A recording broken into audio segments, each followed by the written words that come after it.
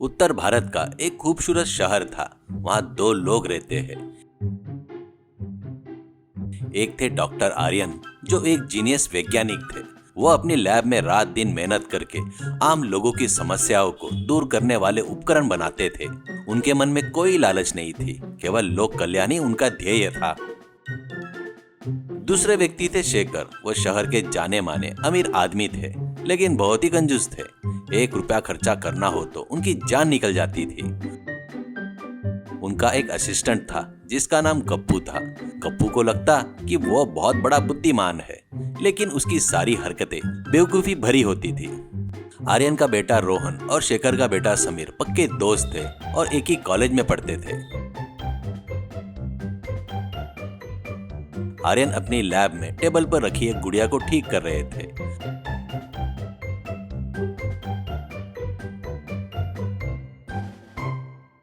पापा, सुबह सुबह ही गुड़िया के साथ क्यों खेल रहे हो? आप भूल गए आज हमारा कॉलेज का टूर है। आप भूल गए पापा? कैसे भूल सकता हूँ रोहन, कैसे भूल सकता हूँ। लेकिन रोहन, यह कोई खिलौना नहीं है, यह मेरे जीवन का सपना है। यह एक मिनी शेफ डॉल है। यह गरीब लोगों के लिए कम खर्च में बेहतरीन खाना बनाएगी।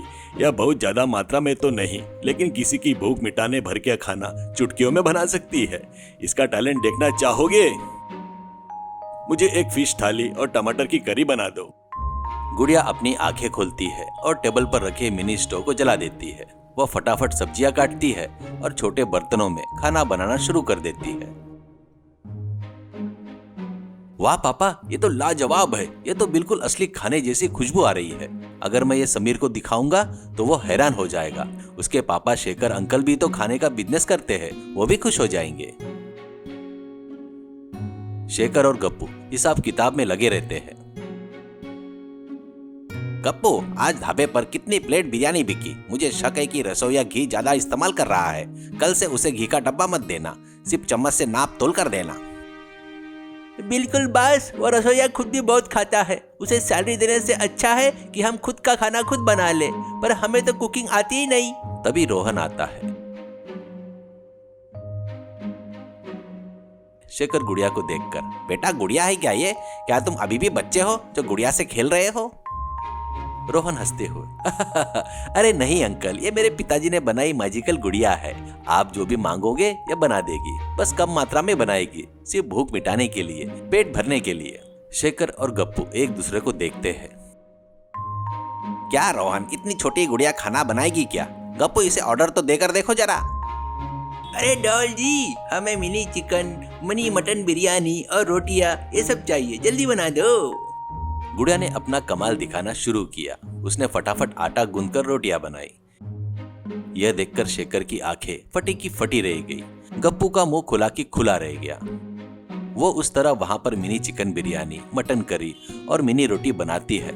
खाना तैयार होने के बाद तीनों मिलकर खा लेते हैं।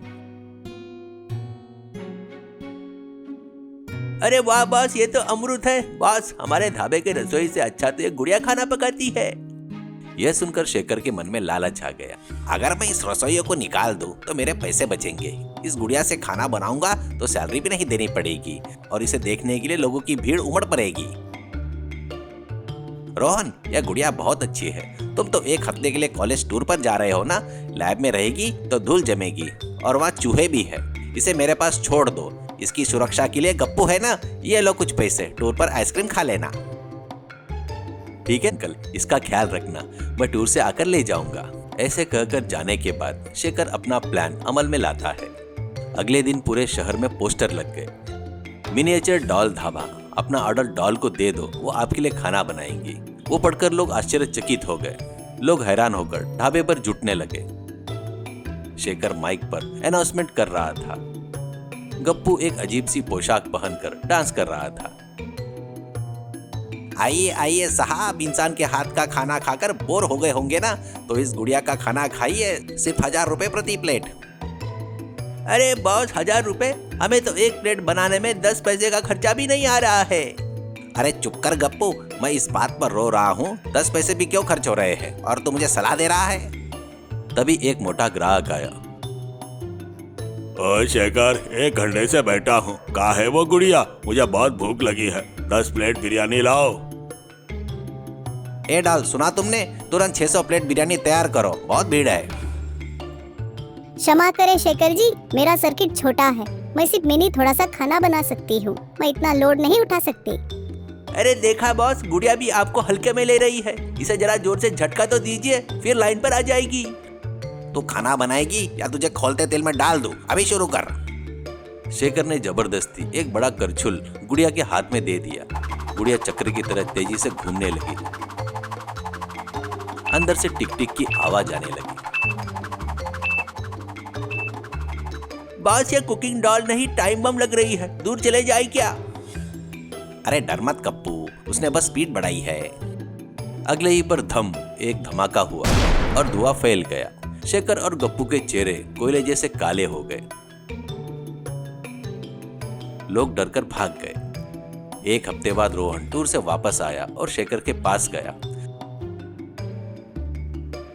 अंकल, मेरी डॉल कहाँ है? पापा पूछ रहे थे। शेखर नाटक करते हुए, कौन सी डॉल? क्या तुमने मुझे कोई गुड़िया दी थी क्या? मुझे तो कुछ भी याद नहीं। गप्पू, तुझे कुछ पता है क्या? अरे क्या बात कर रहे हो रोहन, तुम यहाँ पर कोई गुड़िया नहीं लाए, शायद लैब में ही भूल गए होंगे करके शेखर और गप्पू दोनों मिलकर रोहन के ऊपर भड़कते हैं।